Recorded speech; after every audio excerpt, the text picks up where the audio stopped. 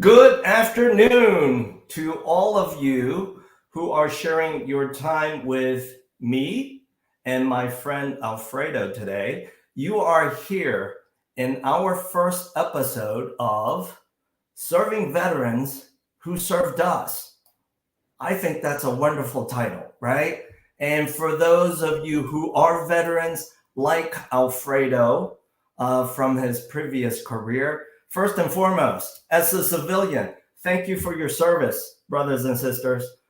It's so important for you to give your time, your service to protect the rest of us and for all of us to enjoy the freedom that we all want. So, first and foremost, my name is Bill. With me today is my co host, Alfredo Burgos. Alfredo, would you care to share with everyone a quick hello? Hey, everyone. Thank you for joining us. And as you can see, Alfredo is busy working today, whereas given my virtual background, I'm still working, but I'm trying to manifest the fact that I am in the same hyper local geography as Alfredo, who is in or near the Fort Myers, Florida area. Am I correct, Alfredo? That's right, Fort Myers. Beautiful part of the country. Unlike where I live, for those of you who know me, for those of you who don't know me as well, I am not in Florida. I am in the upper Midwest where every time in the middle of winter, I relish what Alfredo lives with each and every day. Blue skies, water, white sand. It's a good thing to have. It's a good thing to have. Right on, sir. Right on, sir. So, for all of you who are watching us today, the reason why Alfredo and I are co hosting this video podcast series, that of Serving Veterans Who Served Us, is to share with you information, content that might help you in your next life event. And that next life event might be making a move to your next home. So, for that reason, I've asked Alfredo to start off with Alfredo, can you share with us your perspective as a professional real estate broker as to like current trends and maybe a local market update? Oh, can you hear me? I hope I didn't lose you. Yes, I can hear you. All right. Yes, there was like a little delay there. Yeah. So right now in the market, compared to last year, what we're seeing right now, the houses are staying longer on the market. I mean, right now we Okay. have over 4,000 houses in inventory. Last month, 1,200 houses sold, but then you have 1,500 houses come on the market. They Wow. stayed on the market for 27 days average. Last year, it was Okay. probably about a 7 day average of how long they stayed on the market. Um, right now, it says that we have about a 3%, 3 month supply of houses Okay. compared to last year. Last year, there was a 1%, you know, of houses available. I mean, 1 month supply of houses available. But Wow. like I said, there's houses coming on, but they're staying on the market longer. You would Okay. think that with the shortage of supply that we would be in a seller's market, but we're not. It's kind of becoming a buyer's market slowly. Wow. You're starting to see sellers concessions come back. The houses are staying on the market longer. It just prices are starting to drop when they see that the house sits on there no longer. The seller starts getting desperate and they lower the price. So then Right. buy what I've noticed is buyers are coming in way lower than usual. Last year everyone was coming in really high. So Right. it's a big change from what we saw last year to now. So I think it's just something that we've never seen because last year was a rarity. You know. Do you see this trend, Alfredo, with what you've described? Do you see this trend across every price point of real estate property, meaning the lower price point, the mid, and the upper bracket?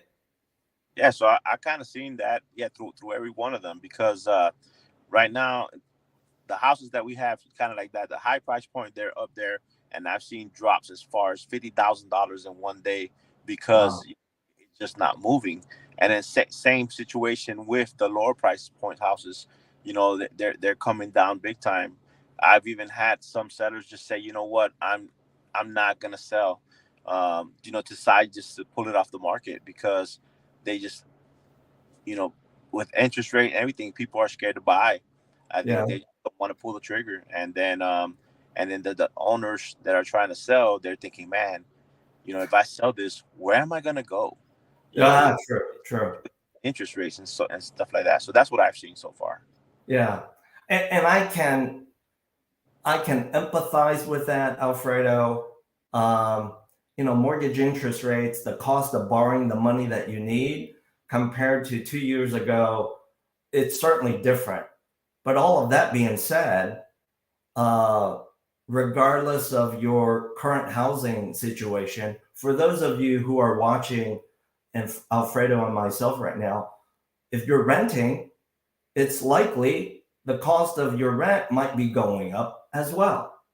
Um, all of that being said, lenders do have in their bag of tricks something to offer you, which is being able to use and benefit from what is called the temporary rate buy down to help you ease into your next step, whether it be you're purchasing a home for the first time, making a slightly upgrade move, or maybe with Alfredo's help, you're buying your last forever home, that dream home close to the waters, big enough for not just your immediate family, but maybe multi-generational living, right, Alfredo? Absolutely, you come on down. Come enjoy this nice weather every day. It's Right, paradise. right, right. And as a upper Midwesterner, as I joked about at the top of our conversation, yes, we always relish when it's the dead of winter here, where we look at the white stuff called snow. You guys look at the white stuff, but yours is sand and blue water. That's right.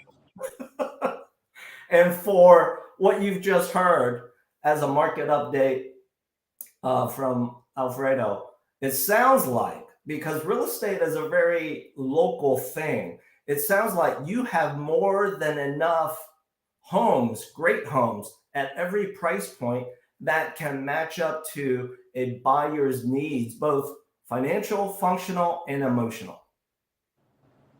Absolutely. I think that Yeah, that's where we're at right now. yeah, yeah. And the key thing is this, Alfredo. This is a cliche that hopefully you'll hear it, you'll think about it, and you'll nod your head. And that is, real estate is a team sport. And drawing back to your days serving in the military, Alfredo, come on, let's call it like it is. It's also a team sport. You can't do something just by yourself, right? That's right. It's all about the team. Yeah, yeah. So, can you share with our audience today, Alfredo, when you transition from serving in the military to now what you're doing, a professional real estate broker, and also now as a civilian like me, walk us through what that transition looked like for you. I'm gonna tell you, it was not an easy task. Um, I still wake up at 4 in the morning and go work out, Good for right? you. Because that's something that's ingrained in me. But I'm telling you, the task of transitioning is no easy task. You go from, everyone you giving out orders and people just jumping to it and having to do what was told to do or was expected, to basically having to handheld people to do what they had to do. So it's not easy. Right. Um, Also, going into a different career because that's all I've ever known. Ah, yes, yes, I hear you. And for all of you who are veteran brothers and sisters to Alfredo, you've heard it. He's walked in your shoes before, pardon the pun. And as part of you working through your transition, whether maybe you decide, hey, I'm going to find a way to get into the business of real estate, well, Alfredo can maybe give you some words of wisdom. But if that's not your path, maybe you're transitioning from serving in your arm of the military into the corporate world. At the end of the day, you need resources to help you. And that's what, we're here today, as the start of a relationship, sharing information with you as to how you can overcome some of the hurdles in front of you, and maybe not make either the same mistakes and or take some shortcuts where necessary. So, Alfredo, another question I want to ask you is, when you made that transition from serving in the military to your next move, perhaps using your VA loan benefit, can you recall what was the most important thing someone told you that you got to do like ASAP? So it was getting the my certificate of eligibility. Right. That was the main thing. Once I got my DD 214 and whatnot, they told me, hey, apply for your certificate of eligibility, because that's the main thing that's going to hold you up if and when you decide to go talk to a lender and see if you're going to be able to qualify for the VA loan. Right. Now, the one thing I want to add about when you asked me about when I was transitioning, the one thing I wish that I had was, because I'm a military relocation professional, right? Right. As a realtor. Well, Right. I didn't have that coming out. And I wish I did have that, because, we, as an MRP, military relocation professional, we help and guide service members on their moves, whether it's a PCS or getting out the Army and retiring or whatnot. See, Right. so just by having that, to me, would have made my life easier 10 times. But Yeah. instead, it was pretty rough, because when I was retiring, COVID was going on. So I needed all kinds of help, but there was not much, Yeah. and if I did have that MRP available, I think it would have just been a smoother transition. Yeah. Yeah. Those resources that can that can provide that concierge service, um, kind of shorten the process, give you the cliff notes as to what you need to do today, what is in front of you as next steps. It's vital and it's critical. And as Alfredo mentioned, for those of you who are his veteran brothers and sisters, and if you're looking to utilize your VA loan benefit, spot on.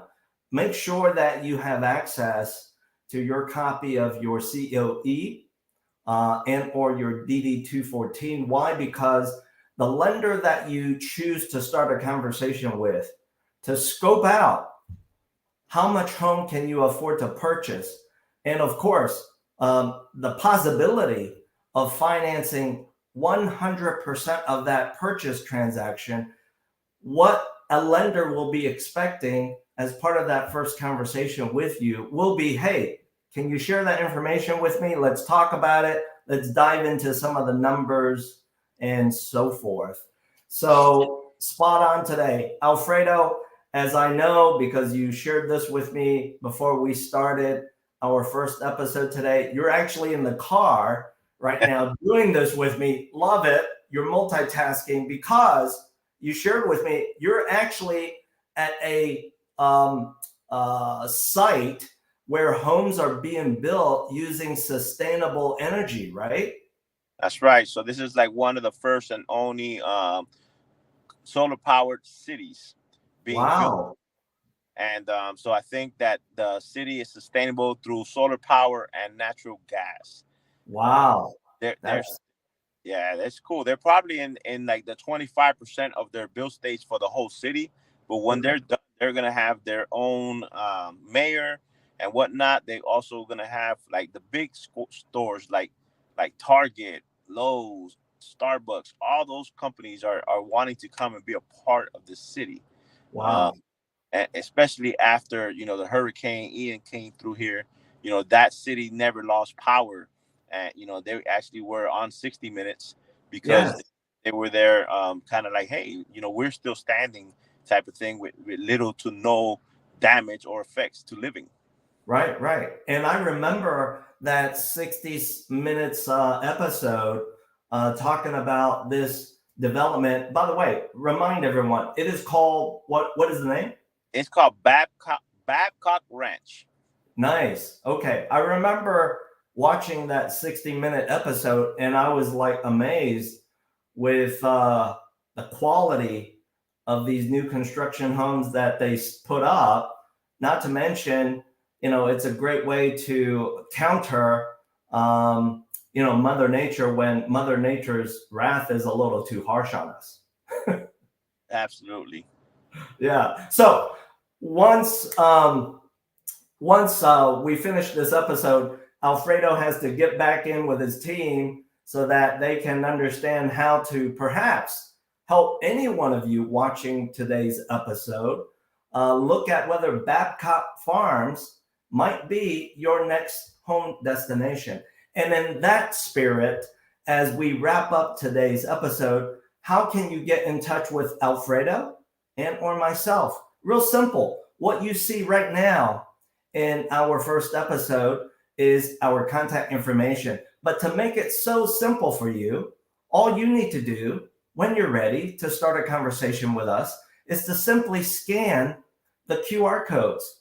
I am certain that Alfredo and myself will be ready, willing, and able to move that first conversation with you to help you get from point A to point B. So as we wrap up today, Alfredo, because I don't want to keep you in your car, with the weather the way it is, I want to at least say thank you for sharing your time with me as a co-host and our audience members today. And by the way, if you've enjoyed today's episode and the information that we've shared with you, kindly drop your emoji. Share with us your feedback. And if you want to drop a comment as well and or ask a question, feel free to do the same. So Alfredo, until we see each other in the next episode, that will drop in about 4 weeks, sir. Right on? All right, on. I see you in about a month. Hey, 4 weeks go by very fast these days for both of us. They go very fast. All right, all right. Well, Alfredo, you have a great day, and I will talk to you very soon. You as well, sir. Talk to you soon. Bye-bye for now. Bye.